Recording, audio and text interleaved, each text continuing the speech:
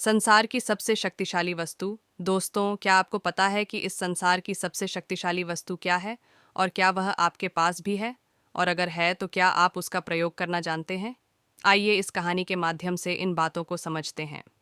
एक दिन गुरुकुल के शिष्यों में इस बात पर बहस छिड़ गई कि आखिर इस संसार की सबसे शक्तिशाली वस्तु क्या है।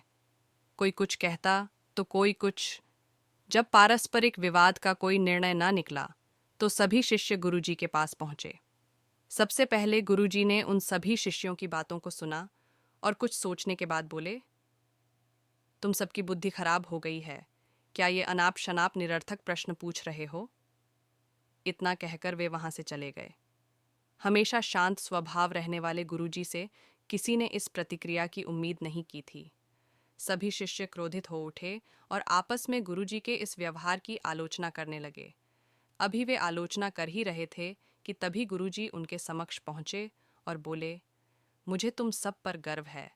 तुम लोग अपना एक भी क्षण व्यर्थ नहीं करते और अवकाश के समय भी ज्ञान चर्चा किया करते हो। गुरुजी की प्रशंसा के शब्द सुनकर शिष्य गदगद हो गए। उनका स्वाभिमान जागृत हो गया और सभी के चेहरे खिल उठे।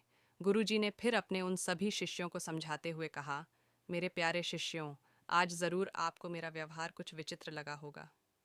दरअसल मैंने ऐसा जानबूझकर आपके प्रश्न का उत्तर देने के लिए किया था। देखिए, जब मैंने आपके प्रश्न के बदले में आपको भला बुरा कहा तो आप सभी क्रोधित हो उठे और मेरी आलोचना करने लगे। लेकिन जब मैंने आपकी प्रशंसा की तो आप सब प्रसन्न हो उठे। पुत्रों, संसार में वाणी से बढ़कर दूसरी कोई शक्तिशाली वस्तु नहीं है। वाणी से ही मित्र को शत्रु और शत्रु को भी मित्र बनाया जा सकता है। ऐसी शक्तिशाली वस्तु का प्रयोग प्रत्येक व्यक्ति को सोच समझकर करना चाहिए। वाणी का माधुर्य लोगों को अपनी ओर आकर्षित कर लेता है। गुरुजी की बातें सुनकर शिष्यगण संतुष्ट होकर लौट आए और उस दिन से मीठा बोलने का अभ्यास करने लगे। कहानी की सीख। दोस्तों, हमारी बोली या वाणी बेहद शक्तिशाली होती है। ज़रूरत है इसका सही प्रयोग करने की।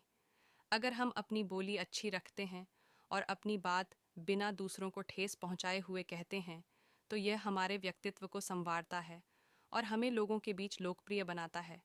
वहीं अगर हम सामान्य बात भी अपमान या क्रोध के साथ कहते हैं तो न हम ठीक से अपना संदेश पहुंचा पाते हैं और न ही दूसरों के हृदय में अपने लिए कोई जगह बना पाते हैं। अतः हमें हमेशा सही शब्दों और सही लहजे का चुनाव करना चाहिए। शब्दों में शक्ति होती है। एक अच्छा शब्द दिन को बदल सकता है और एक बुरा शब्द दिल को चीर सकता है। स्वामी विवेकानंद।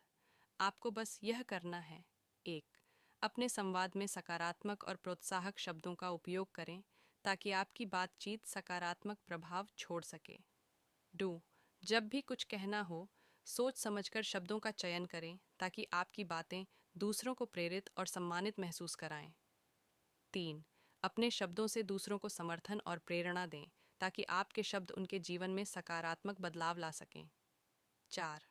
अपने सुझाव और सवाल मुझे कमेंट पर करके बताइए जिससे कि मैं इसी तरह के वीडियो आपको बनाता रहूं। धन्यवाद।